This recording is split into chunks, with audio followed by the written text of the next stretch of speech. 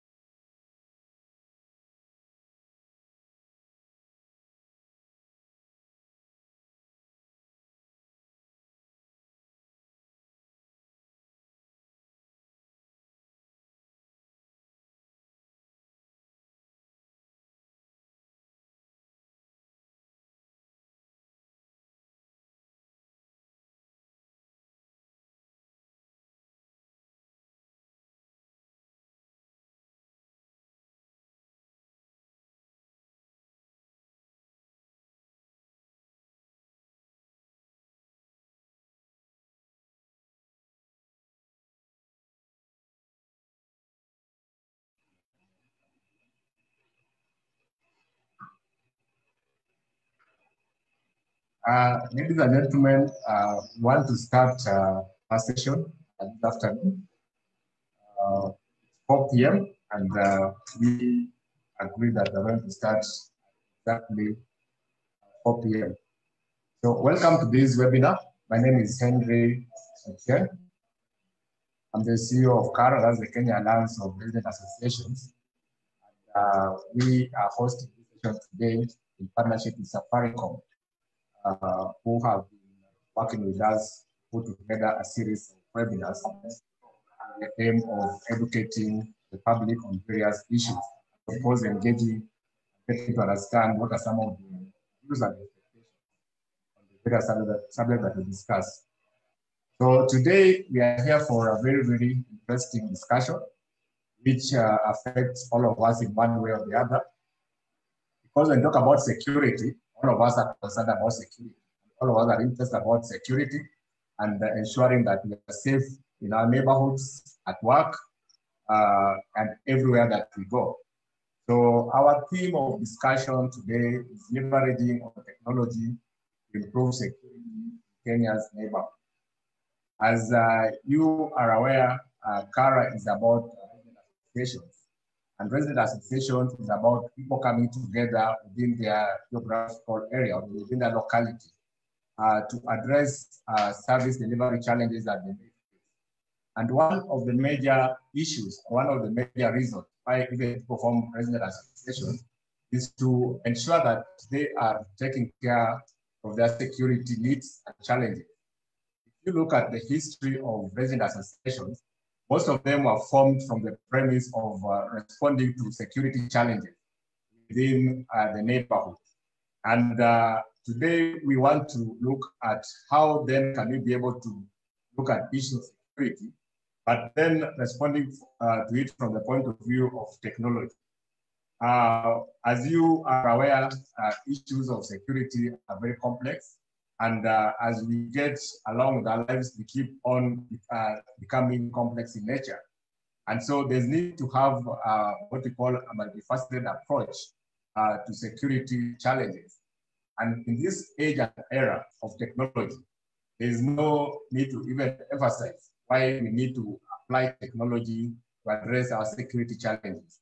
We look at how we ensure that we take advantage of our security, of advantage of technology to improve security in our neighborhoods.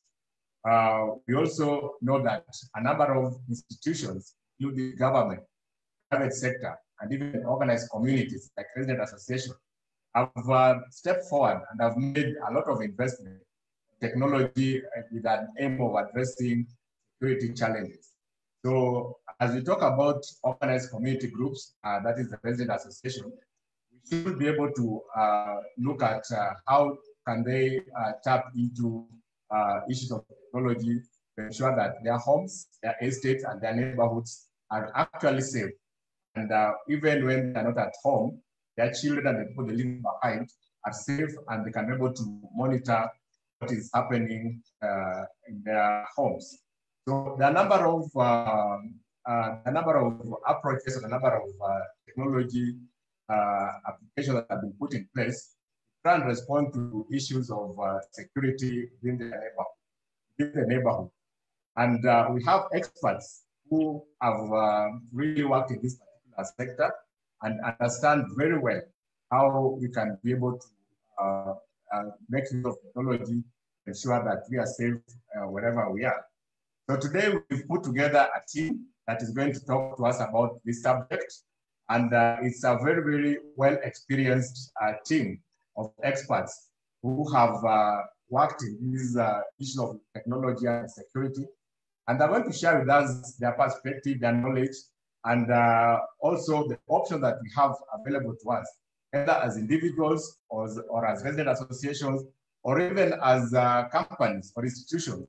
Options that are available to us that can be able to ensure that we are responding effectively to the issue of insecurity or taking advantage of technology to ensure that we are safe wherever we are. So with us this afternoon is Mr. Franklin Ocharo. Franklin Ocharo is the head of home fiber at Safaricom, and that includes something called IoT, Internet of Other Things, which he'll be able to explain to us more. Francis is a commercial leader, building a sustainable future for telecom consumer service while managing cross-portfolio of consumer products and services to ensure steady revenue growth and healthy margins to fund the evolution. He's passionate about providing solutions to customers' real-world problems, and is also a specialist in product management, business analysis, product development, business development, and value selling. And of course, an expert on the subject that we're discussing today. So he's going to talk to us from his perspective, and of course, from the perspective of Safaricom, on how we can be able to take advantage of technology to improve security within our neighborhoods. Joining Franklin is Mr. Tim Chege, who is the Chief Executive Officer and Chairman of Optimum Group, UK Limited. Optimum Group is a parent company to OptiWatch Group, Opticom Kenya Limited, and OptiSafe. Mr. Chege has 23 years of experience in integrated security and safety solutions. He has developed and implemented solutions that design out crime in the built environment. That now includes what we're talking about in terms of neighborhood. His company has managed to protect and secure billions of dollars of assets globally through real-time monitoring, using machine-to-machine technology to pick up incidents in real time. We also have Colonel Retired Julius Kibiri, who is the Executive Director of the Institute of Professional Security Studies. He's a former military officer with 20 years of local and international training and experience. He has over 18 years of experience as a regional security advisor, covering over 10 countries in West and East Africa, including the island of Mauritius, Madagascar, and Reunion. That is the team that we have this afternoon, and we look forward to benefiting from their rich experience and knowledge on the subject of discussion today. And I'm sure that at the end of this particular session, we shall have learned one or two things about the issues of technology and security. So without wasting much time, we are going to proceed to our presentation, but just a few house rules so that we are able to be orderly. All participants will remain muted unless given an opportunity to speak, and we encourage participants to post their comments or questions in the chat box where we shall retrieve it and direct it to the relevant panelists. So if you have a question or comment that you want to be addressed in this forum, please post it on the chat box and go to pick it up. We may allow a few questions to be asked verbally, and we request that if you have a question that you want to direct to any of the panelists, there's an icon there for raising hands. So just click on that, and we'll be able to see your hand raised, and we'll give you an opportunity to ask a question to any of the panelists. When you have that chance to speak, request that you be very brief and to the point so that we can be able to get your question very clearly. Don't take much time on the question. After the presentation, we may have some questions that were sent in advance that we can be able to put to the panelists. We have a Twitter hashtag. We are trending on Twitter. So you can able to use the hashtag neighborhood security to communicate or to interact on the Twitter platform so that other people who are not part of the discussion can also follow what we are talking about on Twitter. When you do that, please remember to tag us as Kara. Our Twitter handle is Kara_Cares, KE. And we also have these proceedings being streamed live on Facebook. So you can encourage other people to also monitor the same on Facebook. So ladies and gentlemen, without taking much time, allow me to go straight to the presenters. We are going to have them in this order. Franklin Ocharo will open for us the presentation, followed by Mr. Tim Chege from Optimum Group of Companies. And then we'll have Colonel Retired Julius Kibiri make his remarks also on the subject of discussion. Thereafter, we are going to have a plenary session where you can now ask your questions or comments. But like I've said, feel free to raise your hand if you have a question. but also post a question or comment on the chat box to pick it up from there. So allow me now to invite Mr. Franklin Kara, who is the head of Home Fiber at Safaricom PLC, make this presentation. Franklin, if you can hear me, please take the floor. Thank you. Good afternoon, all. Happy to be joining you today for this webinar to discuss this very important topic on how to leverage technology to improve security in the Kenyan residents. As we all know, security is crucial. I think it's among the hierarchy of needs comes pretty second after maybe shelter, actually with shelter, how we secure ourselves and how we secure the places we are. And there are many facets to it, and there are different ways we can dissect how then we play a role in different ways in providing to this important aspect.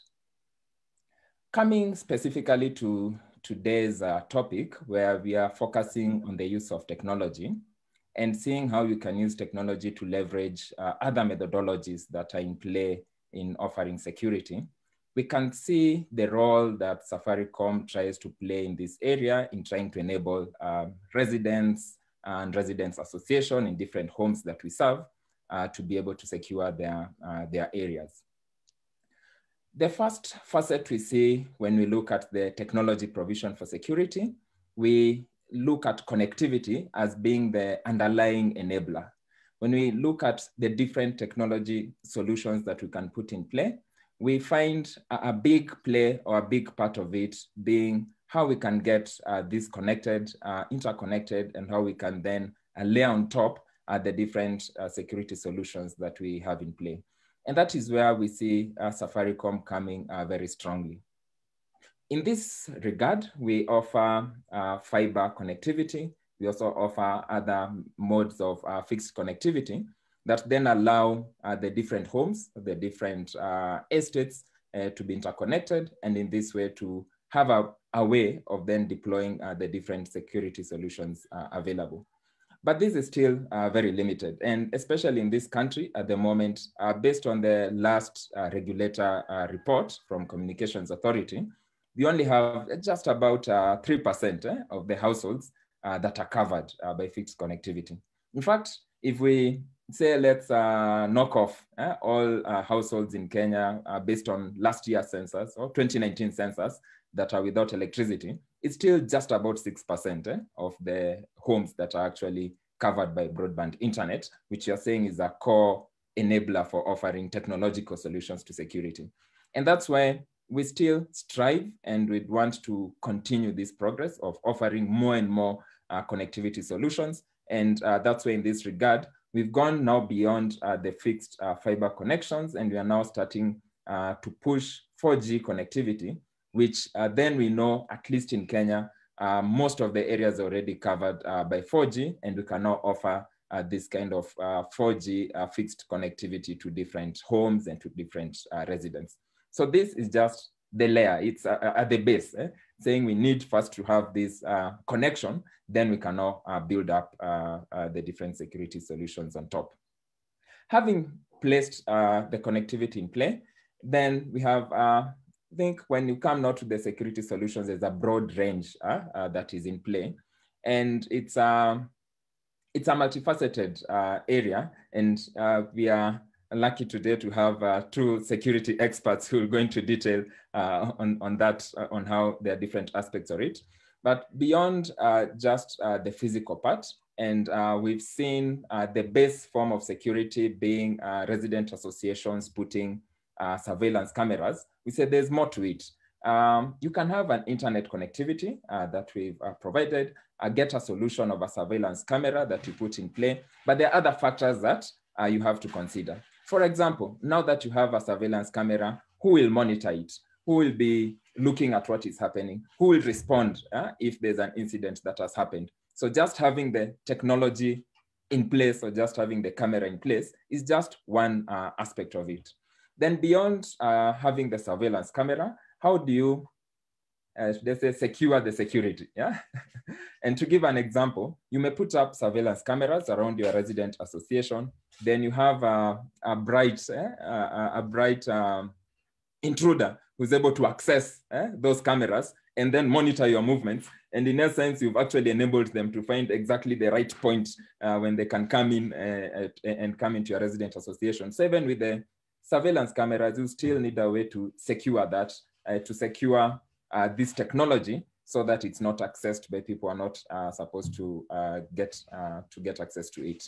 So beyond that, let's say once we have this in place, how this is then layered on what happens, how it is tracked, how it is monitored, how we respond to these things, then forms a comprehensive security solution. And as I said, the two other panelists will talk more to this part. So in our role, we strive to continue driving this, and we strive to continue being an enabler in this in this area. We have already committed as Safaricom in the next 5 years to cover 1 million homes. Currently, we've covered just over 350,000 homes. So that's more than double doing more than double of what we currently have. And this is to make sure we continue enabling this.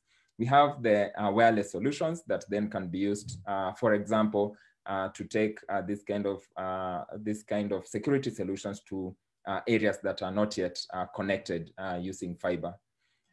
In terms of the other solutions, we work with different partners, different security partners who have a wide range of solutions, both on the, let me say, terminals or the devices that are used to offer this part, and also the services that accompany that. And we are happy to continue playing this role and to continue our partnerships with other players in this area so that we can support the residents' associations to secure their places.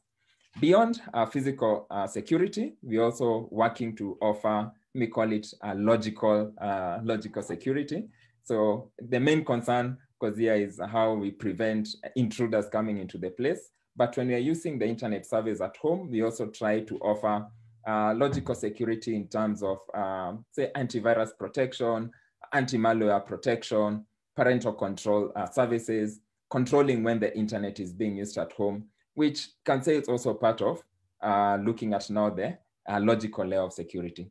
And this then enables the different homes or the members of the different residents associations and the customers we serve have an end-to-end solution that can give them peace of mind when they're at home, because that's what we expect people to get at home, peace of mind. Thank you very much. I'll close with those opening remarks, and I'll be happy to join the discussions and the questions that we'll take up later. Back to you, Stian. Thank you very much. Thank you very much, Franklin, for that presentation, brief the point. And of course, you brought to the fore a number of issues that we need to look at. And, very important that it's not enough to just put in place security facilities, but you have to talk about who will monitor, who will secure, and make sure that properly functional. So, of course, we have some questions that we directed to you. Some have been sent in advance, and I'm sure they're shared with you. So just be on standby for the next session of the plenary and be able to respond to the questions.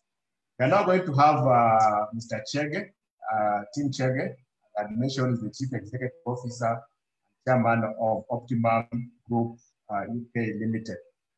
Chege is an expert on issues of security and safety solution, and he's going to just give us his perspective on the subject of discussion today. Mr. Chege, I know you are joining us from the UK. If you can be able to hear me, please take the floor and speak to us.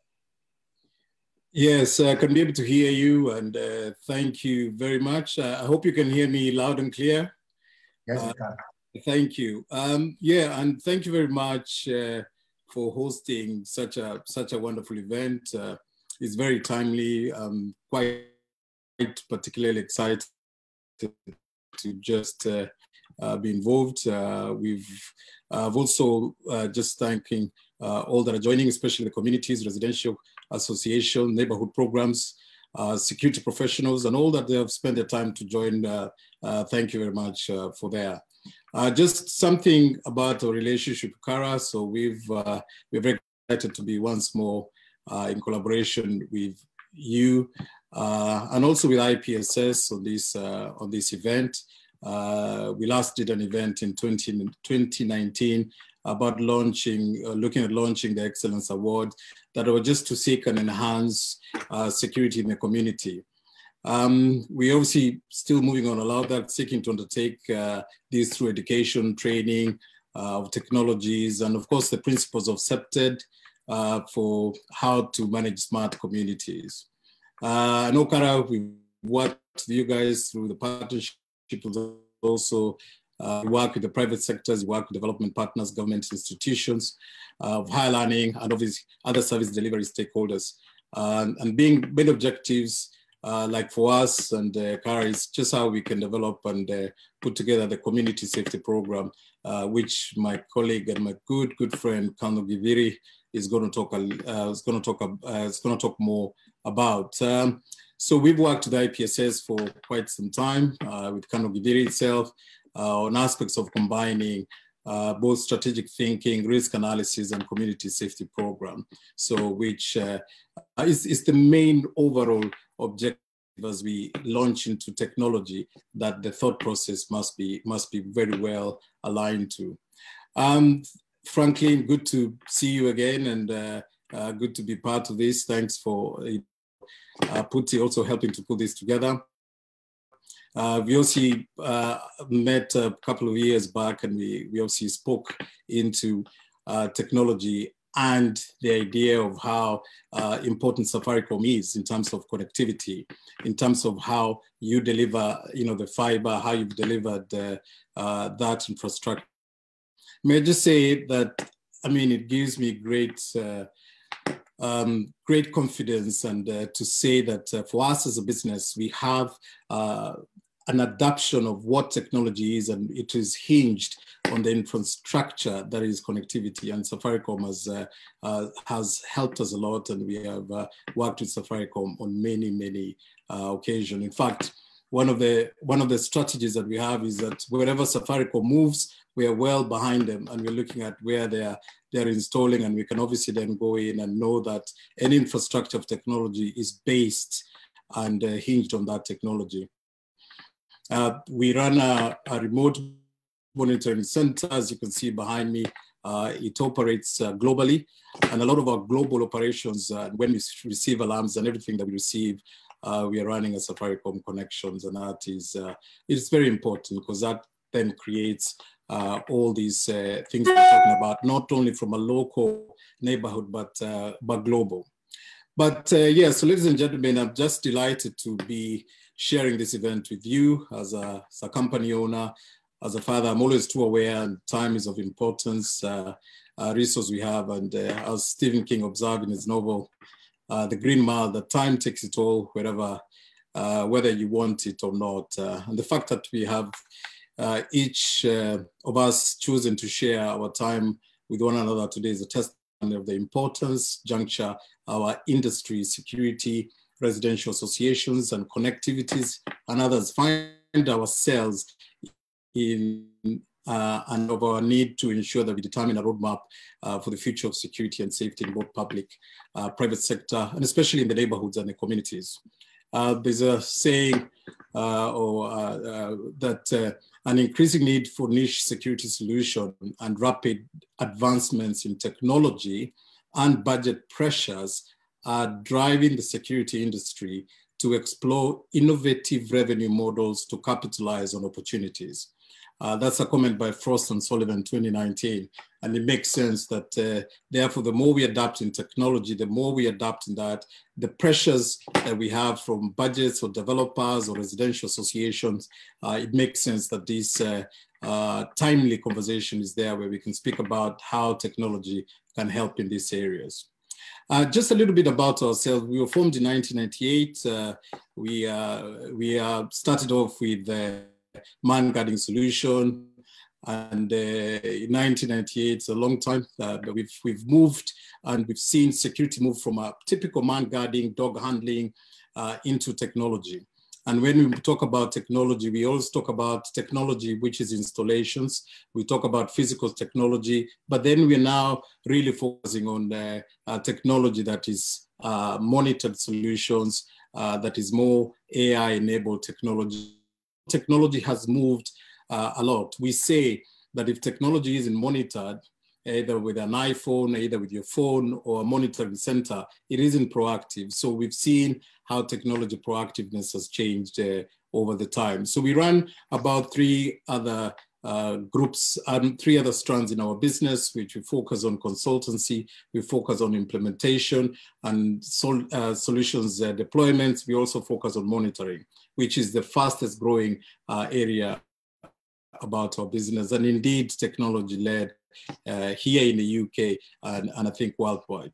So we're in Kenya. Opticom, yes, is a company mainly that deals with integration, consultancy, and education of systems and areas of technology. So we have extensive experience regionally, and we work within Kenya, Uganda, Sub-Saharan Africa, and west of Africa. So we're proud about our area of expertise and how we've grown. And then our jewel in the crown, I think what we're proud of mostly is we have an operations, a global operations and communication center. With it, it's a fully dedicated ready, respond, recovery service that we deliver to meet security and safety needs globally. And our OptiWatch team is dedicated to utilizing all the latest technology, global best practices and training to help in ensuring the businesses are safe and secure. Thereby we save time and we save money, and of course it's good for business communities. The solutions of this is surveillance, real-time security risk assessment, guards management, workforce management, key holding, etc. So there's a lot of that we go into, and of course I'll invite us to visit later. So just moving quickly, that we're obviously partaking in the fourth industrialization revolution, fourth industrial revolution. And this is an industrial area that is characterized by the amalgamation of technologies, which touch upon the physical, digital, biological domains, etc. So whether we are aware of it or not, we, our peers, family, friends, and all have been touched by these innovations. I mean, in areas such as artificial intelligence, quantum computing, biotechnology, and the Internet of Things. Such technologies have challenged and disrupted the status quo and resulted in programs and progress in all areas of society, and in particular medicine, transportation, communication, commerce, education, buildings and communities. So it may be a truism that the developments in each of these areas are not always been welcome, but progress has been made after all has always tended to have a dark side, but progress has been made to help in this area. So although emerging nations are yet to feel the full impact of the fourth industrial revolution, or indeed an area of expansion of technology and security, some 4 billion or so individuals are connected to the internet. And of course, with the likes of Safaricom, the connections have been very impressive in the way they move on. And these numbers just grows day by day. And this is exciting in our industry.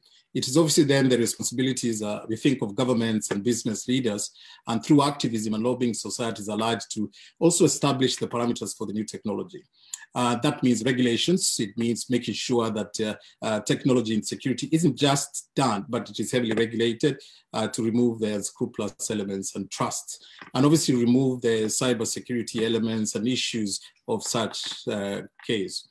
But thankfully, it is also recognized that tools and platforms in the fourth industrial revolution has enamed the average citizen with, for example, social media. It makes it easier for at any time in history to launch a campaign for the betterment of communities, large and small. Just speaking about social media, piece good of advice that if anyone is off on holiday or going to travel anywhere, please don't post it on your Facebook or post it on your heavy areas. Here in the UK, one of the areas we had lots and lots of problems is that targeted criminals, smart criminals like Frank has mentioned, would always just go to your Facebook, look at your post and know you're not at home and come and buggle. But anyway, but in a good way, it's a brilliant way to obviously share in communities what is the problem in the neighborhood and be obviously to be able to resolve the problems.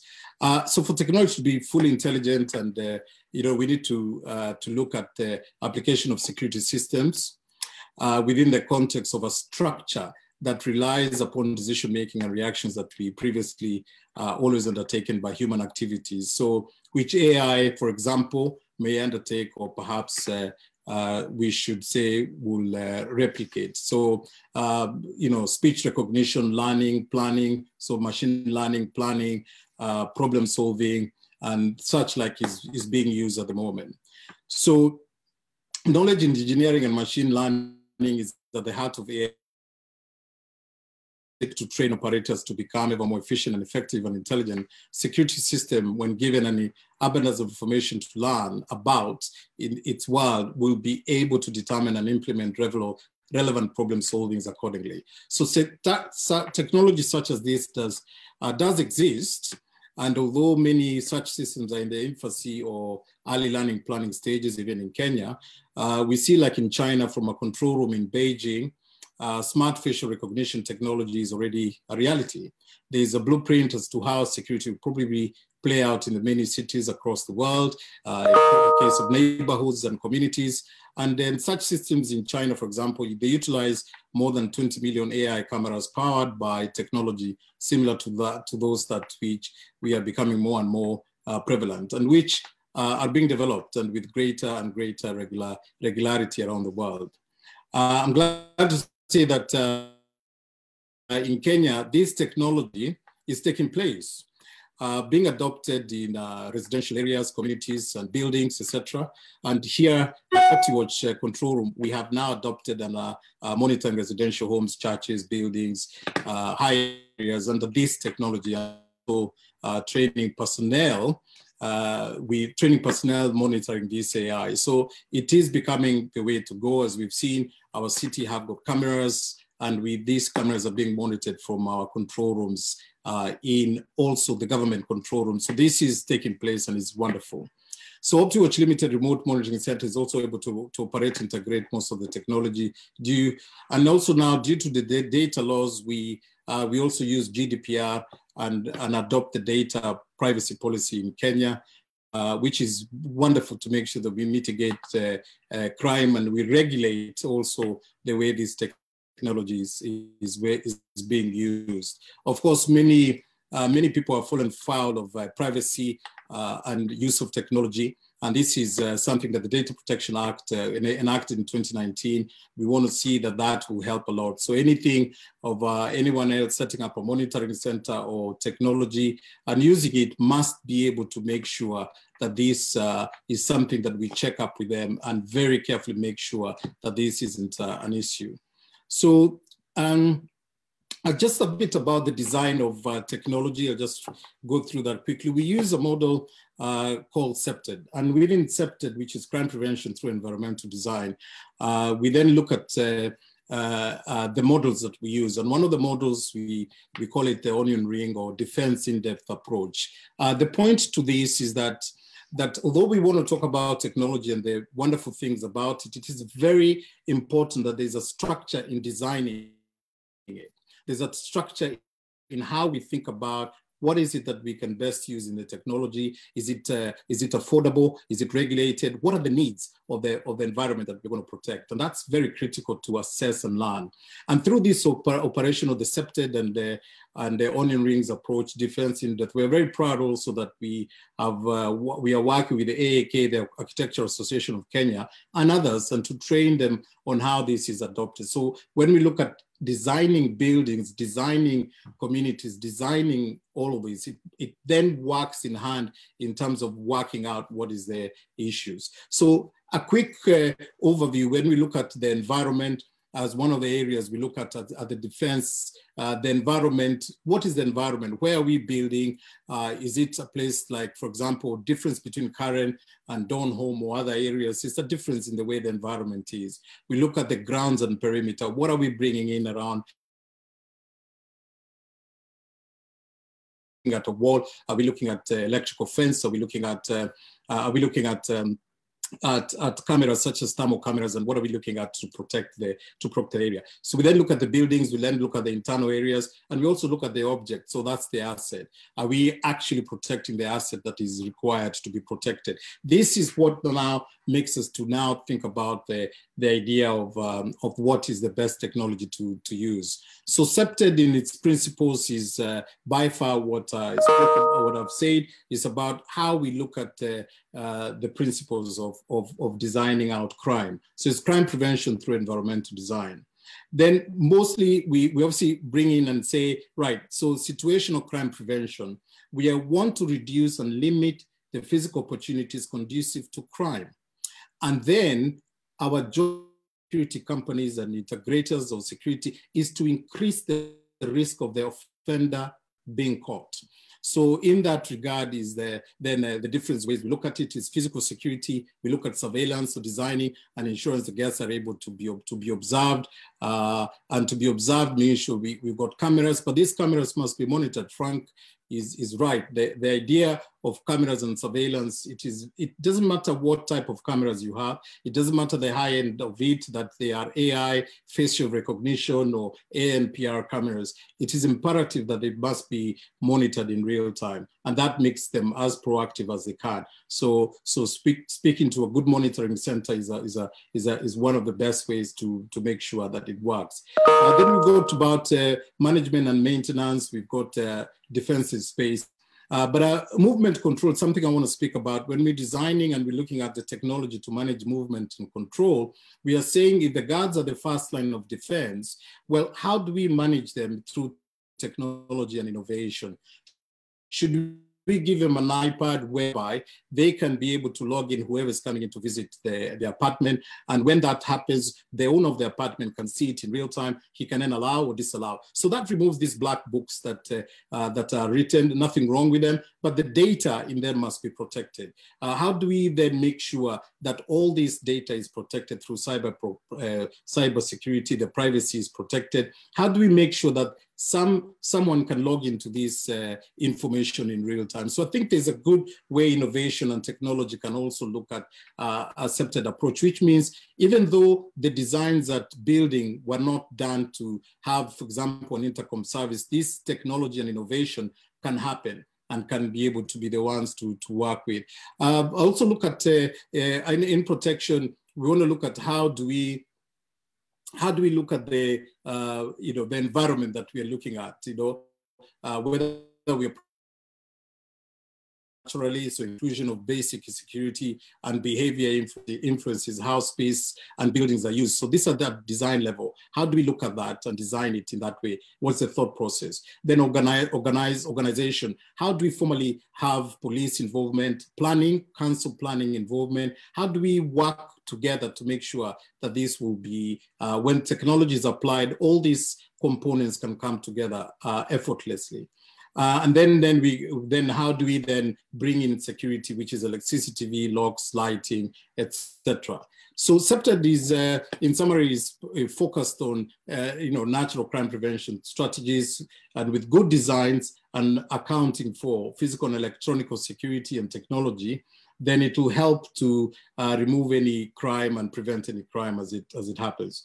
I think police and architects and planning are engaged in design and planning processes, and the principle of SEPTED applied, opportunities for crime and disorder and consequent calls for the service are reduced. So communities and the police will reduce in how much they get involved by proper planning. So the IoT and cybersecurity, I think, is an important area I want to talk about. As much as technology is very useful, we want to really apply cybersecurity and IoT and thinking thoroughly. How do we engineer technology through, first of all, making sure everything is secure. The cybersecurity is involved, and the thinking in that place is properly done. In the UK recently, we're having a lot of, for example, there's a lot of home working, and there's a lot of people working from home, and a lot of kit being because of COVID. That has brought in a lot of issues within the communities and homes, whereby theft has increasing occurred. It has occurred because it is very easy to know people at home, and so vehicles are being stolen. A vehicle with a push button is easier to then just come and steal it, and they are being stolen quite a lot. Of course, data is at home. People are working from home. There's a lot of data at home. There's a lot of kits. There's a lot of laptops and so on and so forth from home. So we need those protected. We need good intruder alarms. We need good surveillance cameras that are able to be monitored remotely and are able to work. So adoption of that is quite important. You know, another area that we've looked at as just bits as I move to wrap up in technologies in the home areas and residential, or is perhaps even in the future how the use of drones will be used to help protect residents. A drone flying above a residential property or a gated community and a security guard walking beside it is one of the areas we've seen that has taken quite a good shape in how security technology is observed, is done. So all we need is a 4G connectivity in a drone, and it can do all the patrols, and it can work in the way that it is intended to help in securing. So in the sense that adapting security solution for obviously post-pandemic world means that the most important thing is to find the best way where we can limit the amount of the physical and human involvement in security, and adapting technology, as I said, such as the drone technology, which I know is the future, but it's something in Kenya I think will be coming in. The adoption of cameras which will be surveilled remotely, and any other technology, home alarm systems, etc.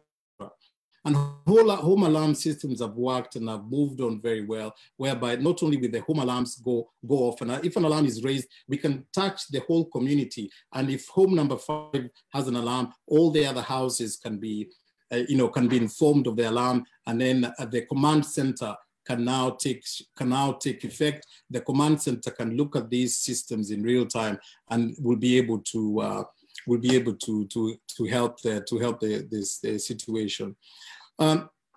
So I think in conclusion, what I just want to talk about is that technology is dynamic, of course. Kenya is brilliant because we have had for a long time legacy systems. So adoption of new technology has been one of the best things I've observed, and the best things we've done for the many organizations that we worked with, including, homes, high-end residential homes, Ministry of Defense, and other sectors. I want to really emphasize on how the community and the residential associations, and I want to emphasize on other stakeholders, the Safaricoms, integrators like ourselves, control room companies such as ourselves, the police, architects, and all of us should really work hand in hand very, very strongly to come and really piece all these things together. The regulation, the government has put together the Private Surveillance Act, which is about CCTV regulation. How do we look at all this and regulate all of this such that as we apply technology, as we apply accepted principles, designing out crime, as we apply wonderful, good governance in residential associations, good security policies in residential association, how we adopt technology, how we use it, will be able to make even this fantastic opportunity of technology to grow even further, to protect our homes, and to make sure that we live happily and we are able to have things in real time and be very proactive with the technology. So with that, thank you very much, and I appreciate the time you've given us. So thank you. Thank you very much, Mr. Chege, for that very, very informative presentation. You've touched on a number of areas that are very pertinent to the discussion that we're having today, about regulation, training, environment, where we are putting up technology, of course, coordination between various agencies, and even the very critical issue about data protection as we embrace technology. Issues about use of drones and many others. I think you've touched basically on all aspects of discussion today, and I'm sure that our participants are getting well informed. So having listened to Mr. Chege, I want to go to our last panelist, who is going to speak to us on the subject of discussion today. And Colonel retired Julius Gediri is the Executive Director of Institute of Professional Security Studies. So he's going to address the topic of discussion from his perspective, of course, as an institute, and also as an expert in the issues of security and technology. As I said earlier, if you have a question that you may want to ask the panelists, you can raise your hands. Otherwise, you can also post a question or comment on the chat box, the Q&A section, or on the chat box, and we'll be able to pick it up and direct it to our panelists after this last presentation. Remember also that we are trending on Twitter, hashtag neighborhood security, so you can also interact from that platform. We're also having this live streamed on Facebook, and you can follow on that platform as well. So, Banagibiri, please take the floor and speak to us on the subject of discussion today. Thank you, Henry. I hope you can hear me. Yes, you can. And good afternoon, everybody. Thank you, Tim, and thank you, Franklin, for the intro. For me, is to try and ensure we now put the whole thing together. I think the million-dollar question is how to. How do we implement, how do we ensure, and how do we integrate technology into our security design? And therefore, in partnership with Kara, we are happy to introduce the Community Security and Safety Program. I'm sure we have heard from Tim about the Secure by Design. We have heard about SEPTED, crime prevention through environmental design. So let me go ahead and demystify what is Community Security and Safety Program.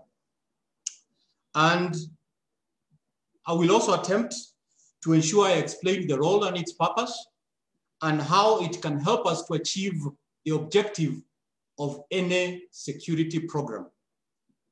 Any security attempts to ensure that we can prevent, deter, detect, delay, and of course respond to any type of threat or risks that we might be facing. We are therefore at the stage where we must transform our traditional way of managing and handling security and start bringing in cost-effective measures to help us provide a safe and secure environment. So let me state from the word go that why we have all these concepts or programs is to ensure that our security programs are properly structured so that we do not start the whole concept of plug and play, and in the process, we lose out on the major advantages that technology and a well-designed security program provides us. I'm happy that this particular event that we are having this afternoon brings together all stakeholders who share a common vision. I remember one time we have attempted to call it many names, including Usalama Mitaani, Usalama wa Msingi, and Usalama Mashinani. But basically, it is a concept that brings community at the center of security. We anchor our security programs and communities and our whatever at the community level. And by so doing, we ensure that the residents association, for example, they are key players in our private security industry. And this is because there are investors, there are families in there, and there are people in there who want a quality lifestyle. And therefore, it is important that Usalama Mashinani is anchored at the community level. It is important that we raise our awareness and have a common understanding of what a community security program looks like and how it is structured. And it will help us to ensure that we have a security and safety culture in our communities, in our neighborhood. And I'm happy that Kara is prepared to do that, is prepared to raise the awareness, is prepared to ensure that we do not have those inherent legal responsibilities and obligations. Some of them might catch up with us as chairman and investors in our communities. We have already had the benefits of real-time responsibility and to ensure that we have accountability and real-time surveillance programs. So please allow me to say that a community security and safety program is structured on 4 pillars. And one of them is what we understand as physical security. And physical security is what we deal with when we do perimeter fencing, is what we deal with when we do IDS, the intrusion detection system, is what we deal with when we are attempting to ensure that we have proper access control in our places. We have proper visitor management programs. And some of that could be, and some of them are still, some people are still doing that manually, especially the visitor management programs. But there is a lot of benefit, and the technology we have been told and we have been assured that it's already with us. So physical security as a pillar, electronic security programs, which Tim has elaborately explained what it involves and how it comes into play. And then how do we change our concept of man guarding? Because we will still continue to have a human being managing our gates and our areas, but we must move away from the traditional watchman concept to a proper security officer with the right skills and competencies to manage technology, who is properly vetted. And I'm happy to say now we have the Private Security Regulatory Act 2016, which came into effect on 3rd of June, 2016. We have the Occupational Health and Safety Program, the 2007 Act.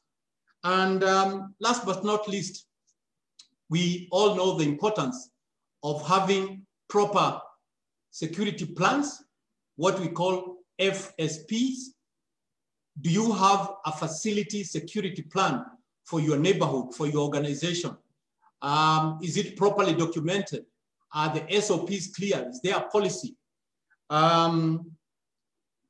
What are the site instructions that you are undertaking, especially to deal with emergencies, to deal with contingencies, to deal with the terrorism threat that we are currently experiencing, to deal with the crime that we are witnessing? Why are we discussing all this? It is because the security threats and risks have mutated and have changed over the years. We are now seeing a more sophisticated way of conducting crimes. We are seeing young, intelligent young people who are well educated, and therefore we cannot continue to manage threat and risks the same way we have always done. Otherwise, we shall continue losing out. We cannot continue having our security programs being reactive. They must be proactive by plugging them into a central command and control system.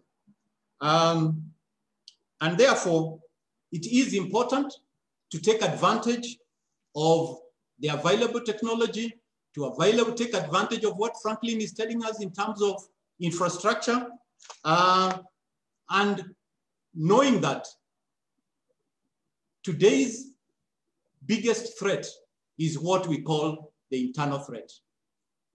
The person who will attack your home, your resident, is a person who knows the area, is a person who already knows how you operate. And therefore, it's very easy if you're operating on a single layer of security measure or system, it's very easy to be compromised.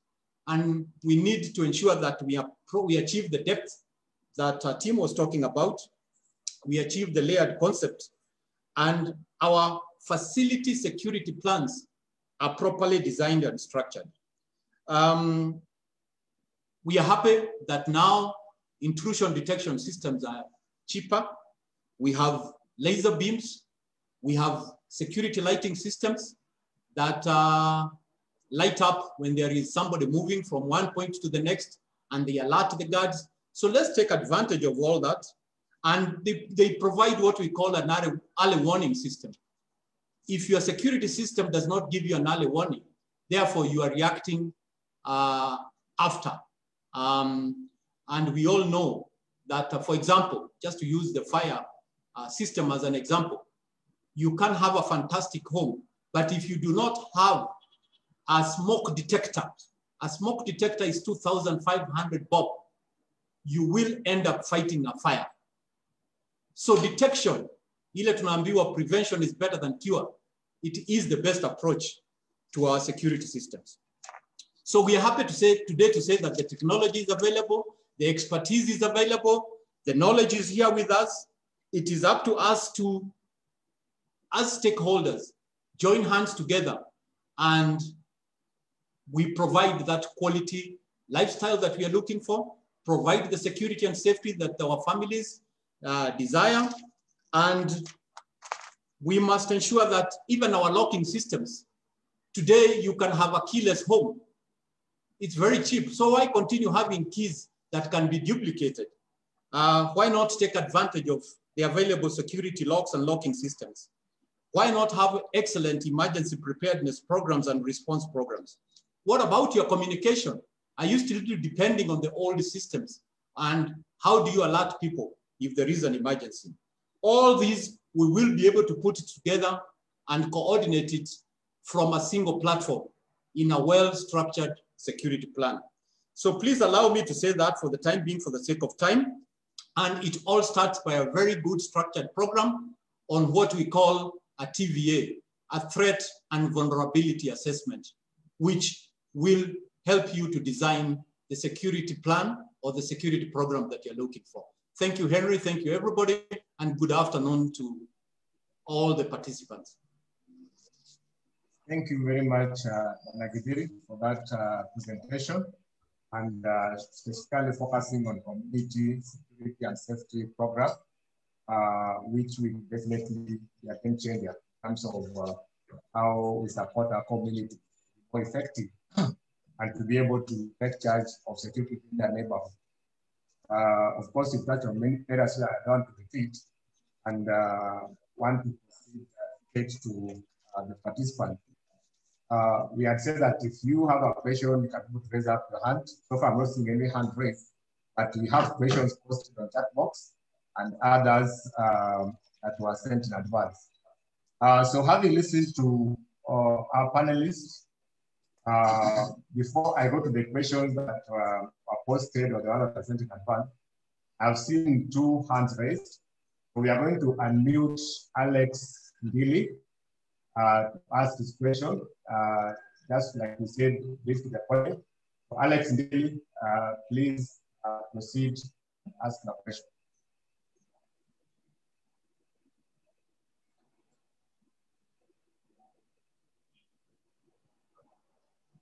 He's still Alex? muted. He's muted. Unmuted. Okay, I think Alex has dropped. There's a hand raised from a gadget, Huawei Wi-Fi 2019. I can't see your name. If you are the owner of that gadget, please consider and ask a question. Huawei Wi-Fi 2019.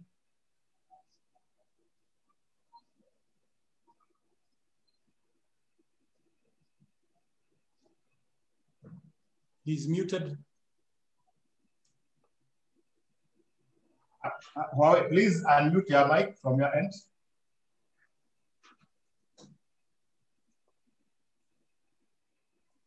Oh, I think there's a problem. Atanam, can you be able to ask your question? Unmute your mic. I have unmuted. Can you hear me? Okay, from here, I can hear you. Proceed. Yeah. Thank you, Henry, for this wonderful webinar. My question, I have raised it on the chat, but I thought I should raise it just in case time is not available to deal with it.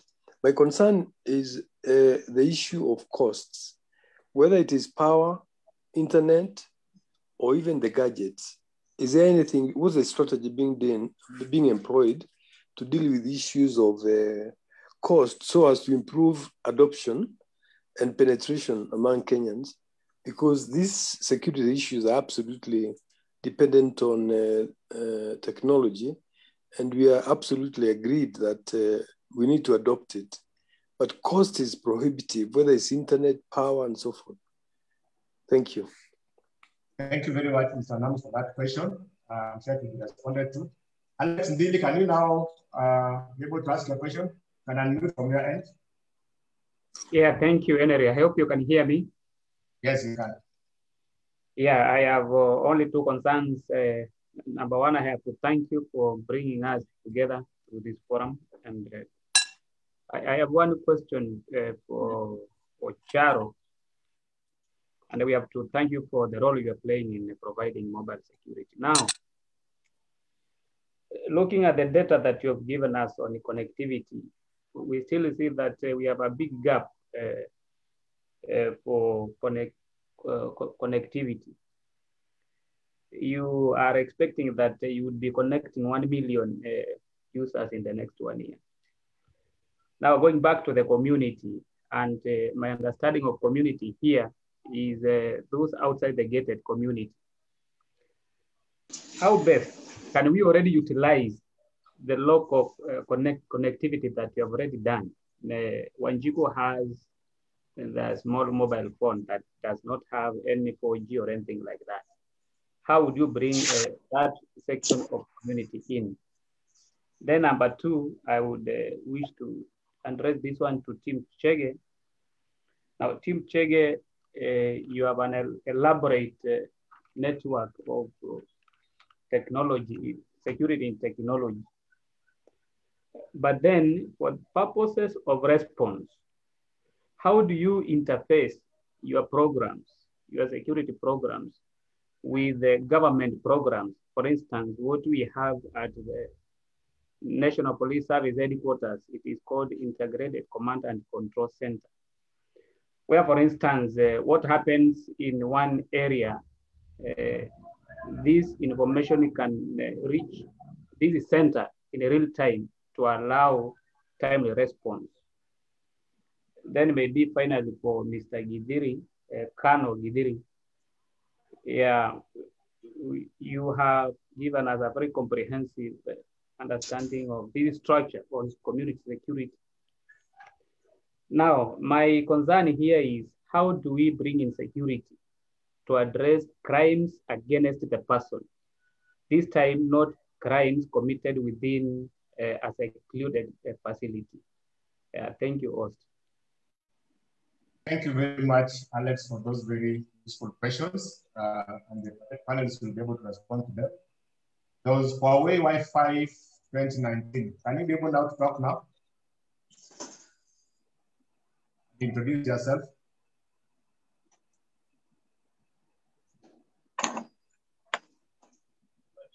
Proceed.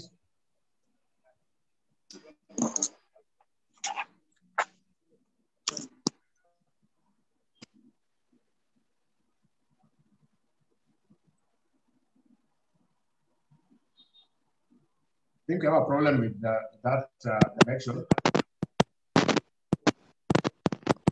Lastly, let's hear from JFK, please. Your hand is raised. JFK, unmute and talk. Unmute and talk.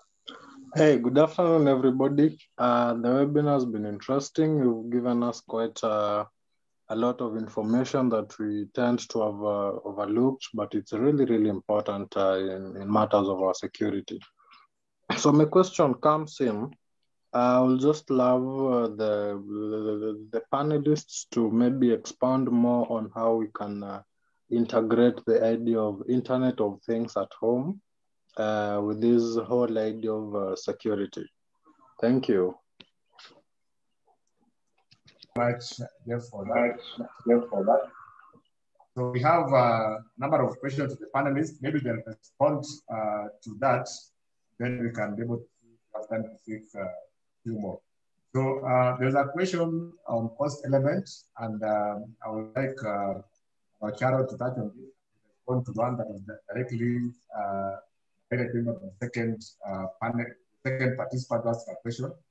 So, Frank Charo, can you please be able to respond to those questions and any other I think can able to give an input? Yes. Thank you. Thank you. So I'll take the question on cost, and I've picked also a few other questions, and maybe I'll take a bunch before I pass over to other panelists to deal with a few others. So on the question of cost, yeah, this is an area that we need to continue working on to bring the cost of connectivity down. And this is in two areas, both the cost of the devices and also the cost of the service, whether it's the data bundle or the fixed internet connectivity. So we've been working progressively to drive the costs down, referring specifically to the question from Alex on the low income with very low end device, how do we get them connected? Since from last year, we've now started retailing 4G devices at $39.99. And we recently started a credit model called Lipa Mdogo Mdogo, where customers can get a device and pay a 20 shilling subscription daily. So this is all in an effort to try and bring more people into data connectivity. That's on the individual level because they're looking at the device. When it comes to, say, residence security, I feel this is where the power of collectivity, the power of togetherness comes, because at a residence association level, then it's a bit easier for a group of people to come together and pool funds to have a security solution that is covering the entire premise. And this then becomes a bit easier, a lighter burden to the individual compared to, say, each of the residents trying to deploy a full solution just around their premise. Besides that, I think there's a question that I picked from the Q&A and also from earlier regarding working with the local authorities or working with the government. I think this is where I think Julius was coming in to say it's a whole structured program. It's one thing, and it's one thing even with a surveillance camera to see armed intruder coming in. The next question is, what are you going to do about it? and that's where we feel this calls for a full spectrum partnership to know how we can then integrate to the different agencies so that we can actually take action when these things are picked up. There was the government project one that asked on the security cameras, and we already have a lot of cameras that Safaricom in partnership with other players deployed for the government. And for the different local authorities, we still engage in other areas of the country where we may have projects like this. But of course, there's also the part of rights and access. Once we have these cameras in public places, who should have access to them? How is that data utilized? Which then it says in the domain of then the policy makers and the government to ensure there's then proper monitoring and response to what is being viewed in those cameras, and the privacy of the public is protected, so that you also don't have surveillance systems being put in areas that can then be misused by other parties.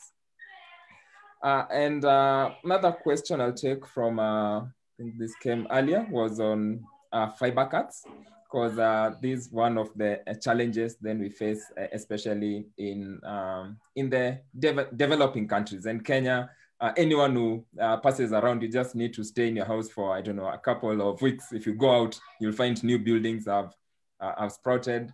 And in the last couple of months, with the expressway that is coming across the city, we've had a lot of fiber cuts in the Mombasa Road area, in the Mountain View area. And just last week, those were in, say, in the Kahawa, Githurai, the drainage works being done, then we face a lot of cuts. So this is a continual engagement that we have with the authorities to elevate, not just to the residents and to the private developers, but even at policy level, to start viewing data, to start viewing fiber, the same way we look at electricity and water, as in it's at that level. And if anything, last year with the pandemic and the push to work and learn from home showed how important this data connectivity is, and now it is the responsibility of all of us to take care of this. If it's for the developers, if you come across fiber, just notify the relevant providers, and normally, provided the notice is given, we relocate it, we take it up, move it. You can clear the drainage, or because these things we understand need to happen.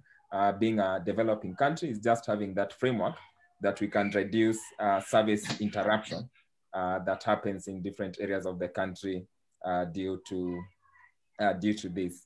And maybe the final question I'll take before passing back to the other panelists is a query from, I think, James on the chat on what we can do regarding cybersecurity.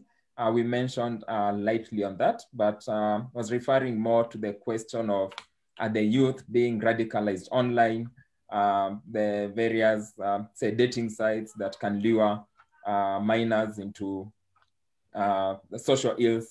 And for that, there's the physical security, and here we are now looking at within the home, and there are different solutions for that. Specifically for us from Safaricom, we have a solution called SecureNet that we deploy on our home fiber that then allows the parents to control in different areas, say, to control the time the internet is on, so that when you are sleeping, kids are not in their bed with phones continuing to browse. You can actually deploy a quiet time at certain hours when the internet is completely off.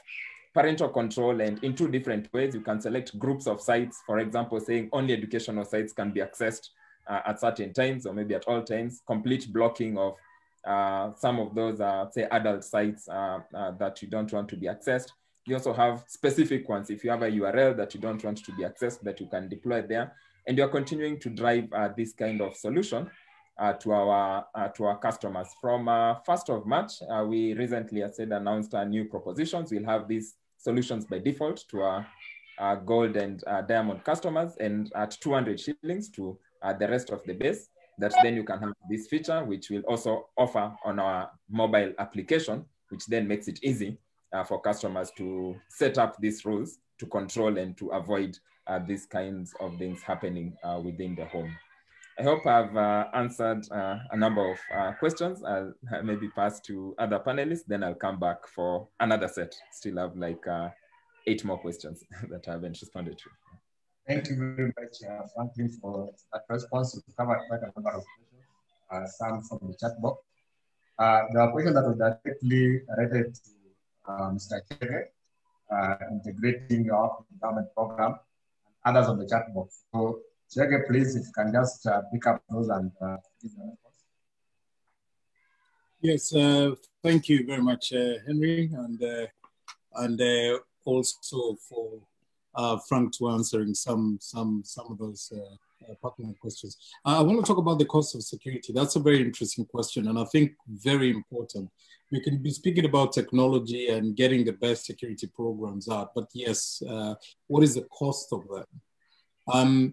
What I want to say is that the way security and technology, some of it is designed, is surveyed, the needs are assessed.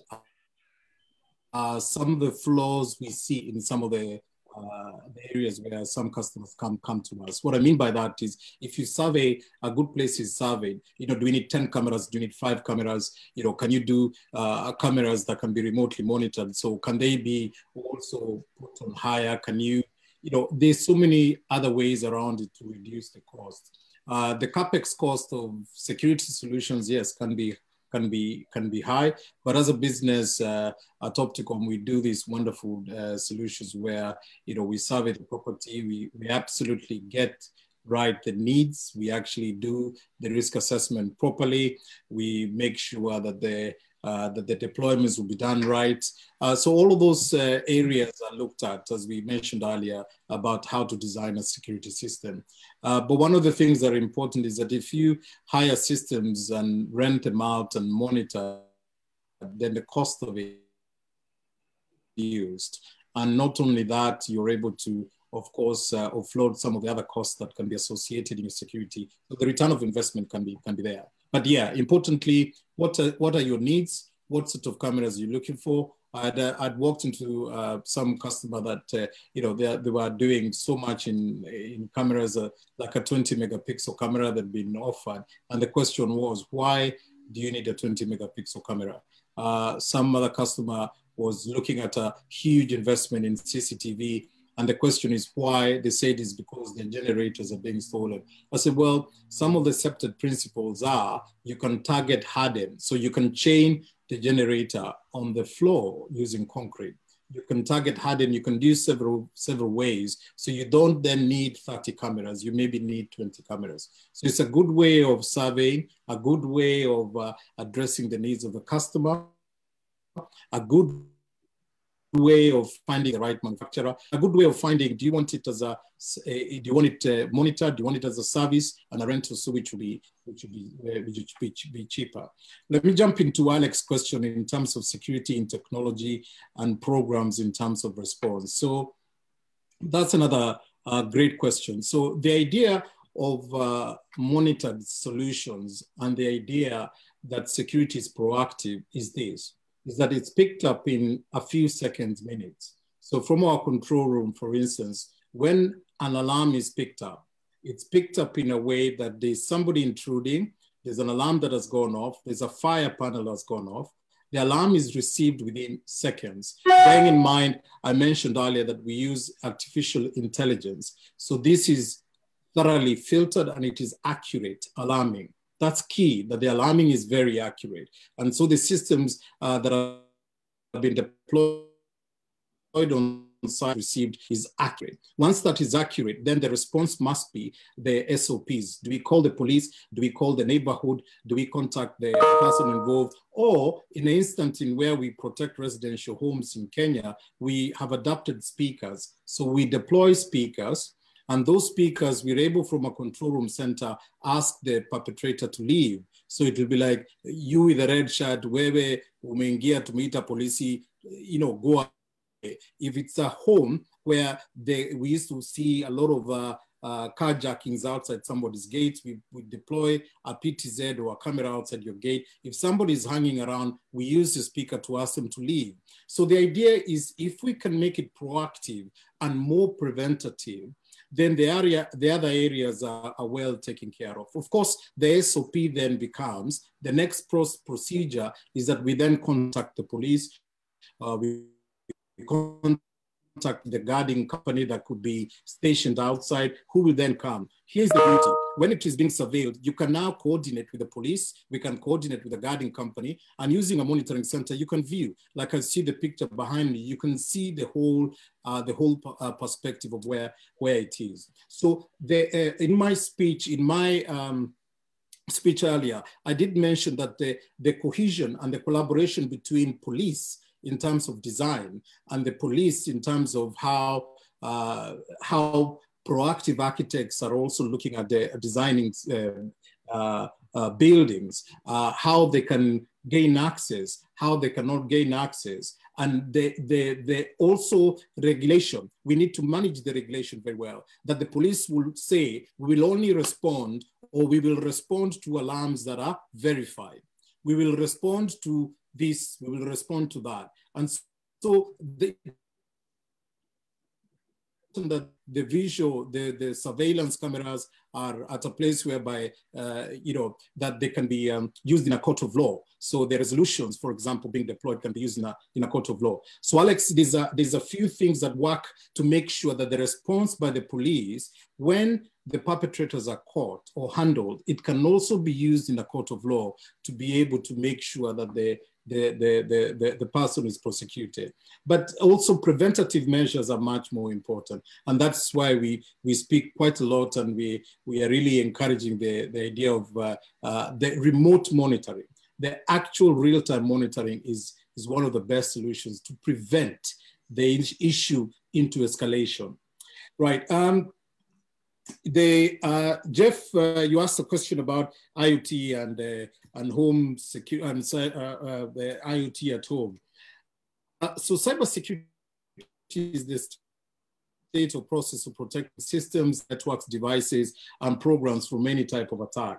And cybersecurity's importance is because it's on the rise, Jeff. That is increasingly on the rise. We see a lot of that, and we're glad for the Data Protection Act that's come on board, because this stops a lot of that, and especially companies that are fundamentally responsible for data should take more care. But the importance of it is that fundamentally, with the society, is more technologically reliant than ever. So we are using, as Colonel said, the keyless doors, for example. We are having push button cars that start with a push button. So so it is very important that sensitivity of this data is protected. So we come about it, and securing systems against data is set up through adopting a secured by design model that I spoke about earlier, or Colonel spoke about. It is pertinent and sacrosanct that any design of a system, it is protected through cybersecurity. When we designed system years ago, we used to have the kit, and then we'd have the deployment, and then we would think of internet security or the security. Now it's the other way around. We have to adopt the security first and then move it along that way.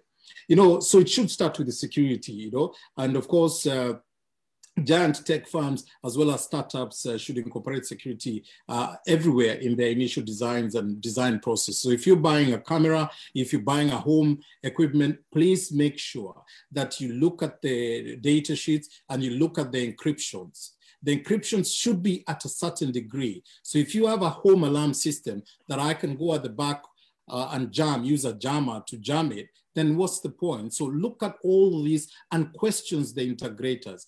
Question them and look at what regulations are they using. Make sure that they are engineers of good caliber. We don't want engineers that if they leave the premises, they go with your IP addresses and they can engage. So make sure that all these things are handed over properly. Let's engage in data minimization to avoid risks. Engage in the way that you can be changing your passwords all the time, and you can adapt these things. Increase transparency and provide consumers with notice and choice of unexpected. So providers, we need to engage very much with our consumers and users of our systems to make sure that we are avoiding behavior, we are mitigating risk. Because at the end of the day, even for us, where we provide the service that is remote viewing, it is our responsibility to make sure that there is no occurrence of cybersecurity through how we work or how our employees work, and make sure that any device that we make sure that we give out is very well protected. We adopt the GDPR rules, as I said, that in Kenya. So I'm a data protection officer myself. I'm responsible. My colleagues in our global operational center are also data protection officers, and we thoroughly take them through data protection principles and the learning. So that is important. I was going to just mention about the fiber cuts just briefly, and it's a good point and good way that we've looked at it. But I want to say that with the beauty of Safaricom, we've engaged with Frank, and I'm very excited about a GSM model router that they have launched. And this is very exciting for us. I must say, in the UK, a lot of our deployments on GSM, because it's very crucial that not everywhere must have a connectivity to maintain security. Not everywhere should have power. So we do have solutions that don't rely on power and do not rely on connectivity. So they have a battery park or can use a solar panel, and then the connectivity is through the GSM, through the SIM card. So I'm very excited to know about what Safaricom have launched, because it's very important that all of this we can now go all the way nationwide in terms of protection. So in terms of fiber cards, yes, they're there, but a lot of areas that can utilize the GSM systems. So security cameras now use GSM. We have intruder alarms, fire alarms, and all other devices that use GSM. So thank you. Thank you very much, Achega, for that very precise response.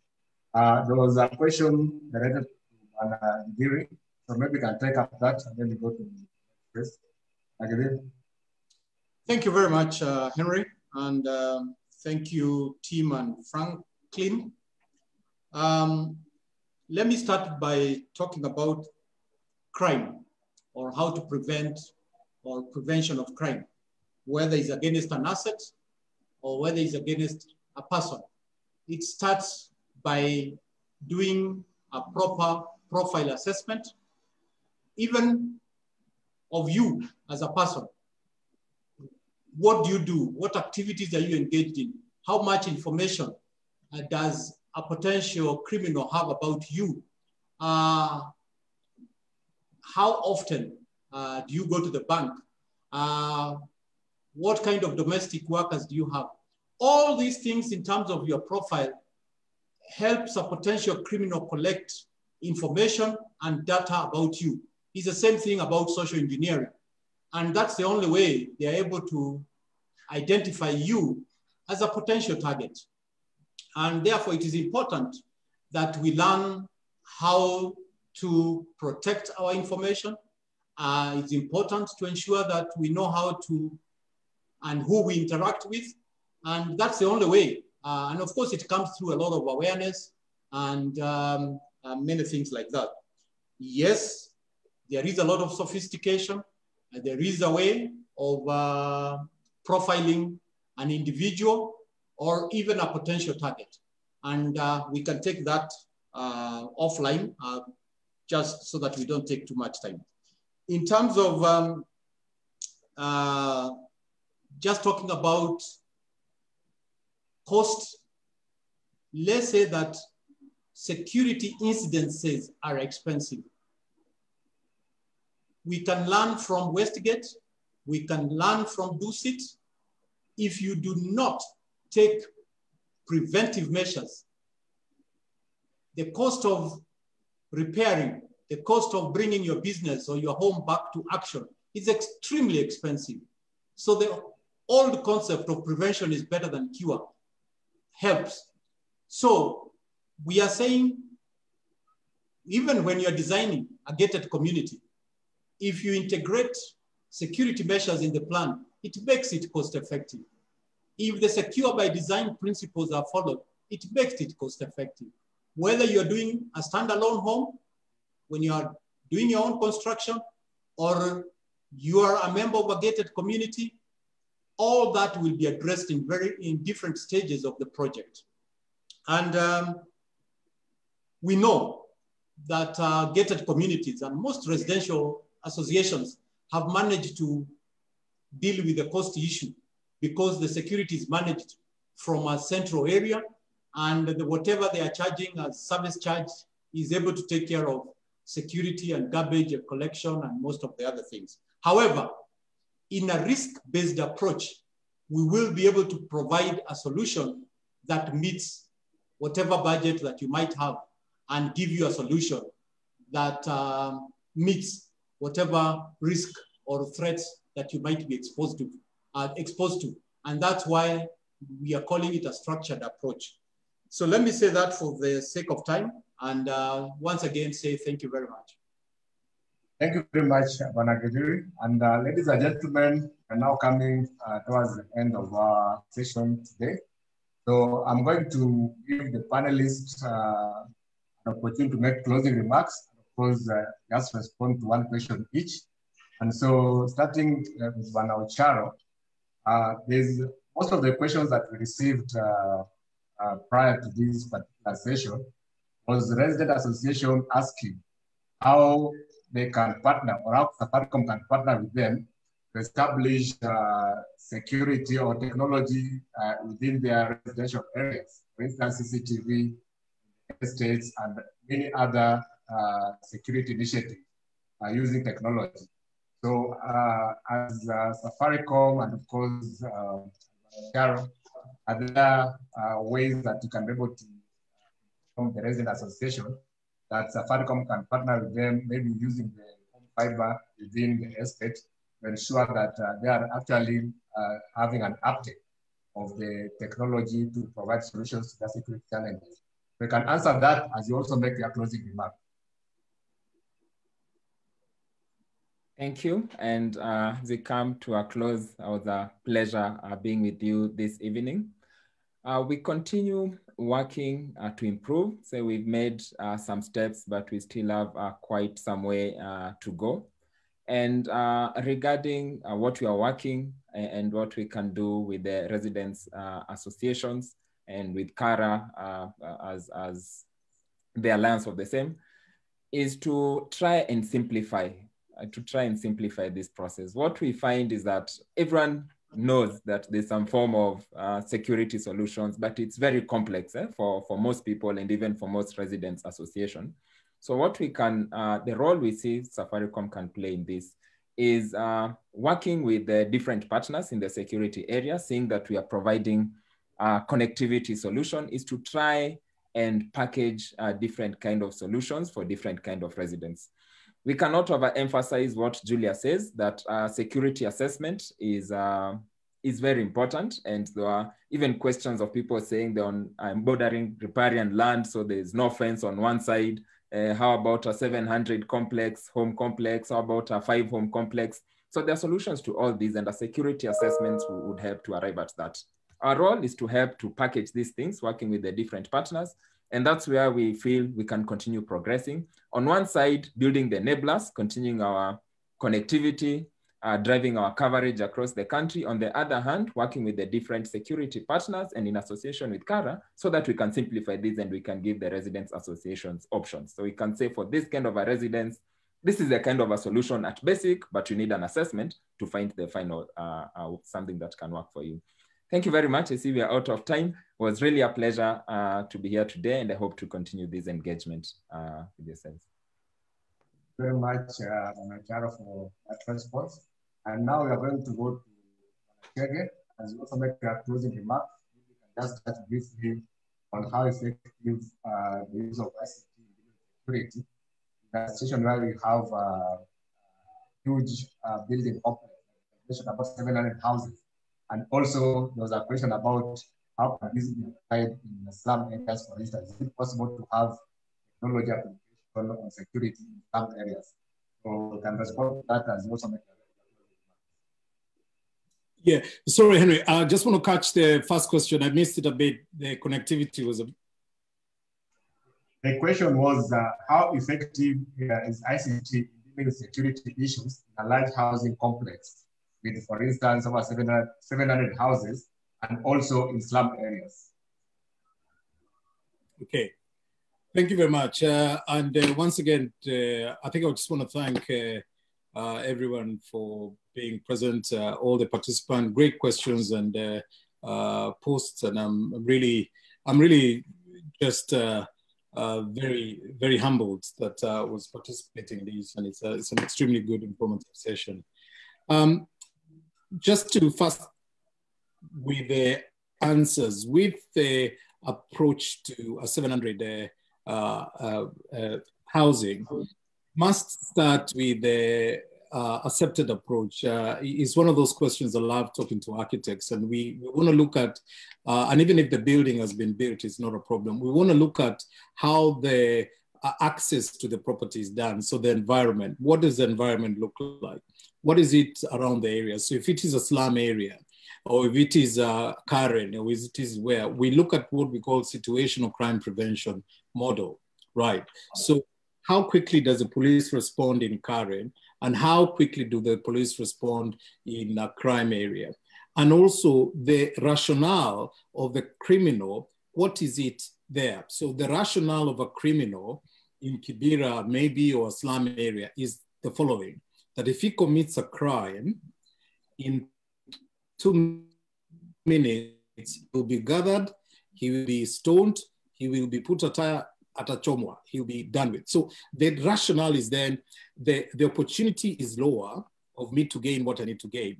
And the risk is higher for me to be stoned to death or be killed. So the criminals think in that rationale. Look at Karen, and you're putting up a 700 housing unit in an affluent area.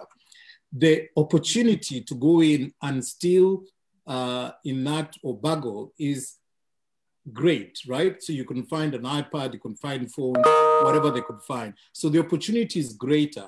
What about the risk of being caught? It might be lower. So the way police respond in Karen area or respond in a certain area is lower than the way they respond in certain areas. So in terms of designing out how we then say you need this amount of technology is based on these rationales, is based on this particular thinking. So in a slum area, we want to say there's no need to utilize probably high-end technology or high-end things because we want to look at that particular rationale.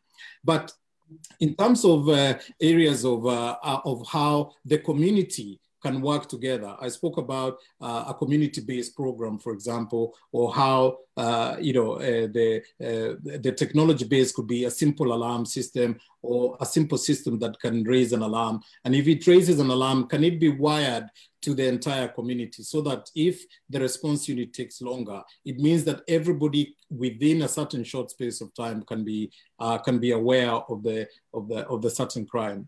And in a high-rise area is different. We want to look at the lighting and probably how does the building get designed in terms of lighting as you come in. Some buildings do require ANPR cameras. We want to know who's stand up, what car is stand up, and all the rest of it. How do we make sure that the access control is managed? For example, especially where it's a mixed-use building, there's elements of access control, there's elements of parking, there's elements of parking areas that are underneath, up. There's all these areas to look at, and how does access get granted, and how do we know somebody going to floor number 15 is actually the resident? So we then deploy numerous areas of access control. Movement, as I said earlier, movement management is extremely crucial. Who comes in at the gate? How does he get logged in? Where is he visiting? Did he have an appointment? And all this is logged in a very good way that technology and innovation is real time. So there's several ways of looking at the difference between a slum area or a high-rise apartment or even high-end apartments, etc. So there's different ways of looking at it. So that's one of the ways to look at that. I hope I've answered that question, but I know we've been asked to provide details. If anyone wants more questions deeper, I'll be happy to answer. But as I conclude, I just want to say that innovation and technology is a strategy to which we leverage security solutions and services to reduce the cost of insecurity and safety, and increase peace of mind and get families to be happy, etc. It is very important. So we do that technology. We do that through managed services. Managed services, as I said earlier, are extremely important. You do not need to think about how you get connectivity. You don't want to think about where you can find it. You don't want to think about paying the cameras. You don't want to think about the cost of doing that. You hire it as a service, as a managed service, and it works wonderfully. Because all you care about is that I've got 24/7 monitoring at all times. I'm informed about every situation in real time. That is what happens. So any system that you need can be deployed within 5 days, and you can start monitoring immediately, and your security is there immediately. We do services such as health monitoring, mobile health monitoring. And this is particularly, I find very close to me, that we use machine-to-machine technology, a device that somebody wears on the neck. They push the button if they're feeling ill or they're under some sort of incident of stroke or any incident. And what happens, it does just tell us where the person is in real time. It gives us information about their conditions, and then we can look at exactly where the closest response is, whether it's the ambulance, the police, and trauma control room, like what we have behind me, is able to now direct all these services directly to your home within several minutes. So managed services have come very far in terms of technology. So it's not only about the security of individual, it's about the safety as well of how that works out. And the last thing I want to say is that I'm very proud that somebody once mentioned about the pride that the global perspectives in looking at security and technology is globalized, and we do have very many global companies that come from abroad and come and do these solutions in Kenya. Now we have Kenyans. We have Kenyans who are bright, intelligent, smart, who know security, who know technology very well. So all these global ideas are now being delivered locally. So it is very exciting that nowadays we do not need to search far. We just need to search locally. We need to make sure, as I said earlier, that all these regulatory schemes, all regulatory areas are working. The governance, security policies are all, moved much quicker to make sure that everything that we look at from a global perspective can be delivered locally, to then bring about the greatest, one of the greatest services that we can showcase in residential communities and security general. So thank you very much for everyone, and for Kara and for my other panelists to come and speak about this. I'm very honored, and thank you very much. Thank you very much, Manachege, for those very, very useful remarks. Finally, we are going to have Managiri to also make its closing remarks. Maybe just in 1 minute, just tell us about the safety program. For resident association, for instance, wants to be how do they, where do they start? How do they engage? Thank you, Henry. Yes, we are in partnership with Kara. I think everybody needs to know that. They just need to get in touch with Henry, and we are all available on real-time basis to ensure that we all embrace the community security and safety program through Kara. We will create the right awareness, we will do the education, we will ensure we work with the specific residents association to structure their security program and to ensure that their members get the quality lifestyle that they're looking for. Therefore, for us, this is exciting because this is the start of a journey that we all want to walk together, and we can answer the questions and we can conduct risk assessments of the respective resident association and tailor-make a program that fits their budget and time. And therefore, for today, let's say the journey has started, and thank you very much, Kara, for this occasion. And we are excited that with the support and through a shared vision, we will get where we want to go. Asanteni sana. Very much, Managiri. Thank you, Manachege, Manocharo, for those very, very informative presentations. I'm sure that our participants are now better off in terms of knowledge and information compared to when they start.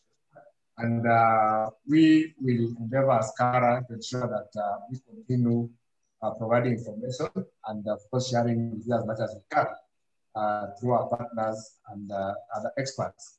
So we want to thank once again Safaricom for the partnership that we're having with them. It's because of this kind of partnerships that we're able to have these platforms to engage with various experts and of course with our members and wider public. So we appreciate that very much. Look forward to having more of this kind of engagement. We still have a number of webinars to hold in the coming months, and we'll be able to communicate to you and ensure that you are participating. We have a number of questions that came, some through the chat box, some were sent earlier. We are not able to respond to all of them at this particular time, but we will still engage with our panelists, share with them the question, and they can be able to give us responses, which we can then share with you through our various channels, through our newsletter and our social media platforms. So if you have a question that has not been answered, please note that we will get the response and then share with you in the time possible. So with those remarks, I want to thank all of you, beginning with the panelists and also the participants for creating time to participate in this useful discussion. And we look forward to continue engaging, continue sharing information and interacting so that we can be able to be at a better place as citizens of Kenya and as residents of Kenya to make informed choices and informed decisions about our well-being. So thank you very much, and be on the lookout for our next session of webinar. Asanteni sana. You are free now to log out. Thank you very much, Henry. Thank you. Thank you. Thank you. Thank you so much. Thanks, everyone, and have a nice evening.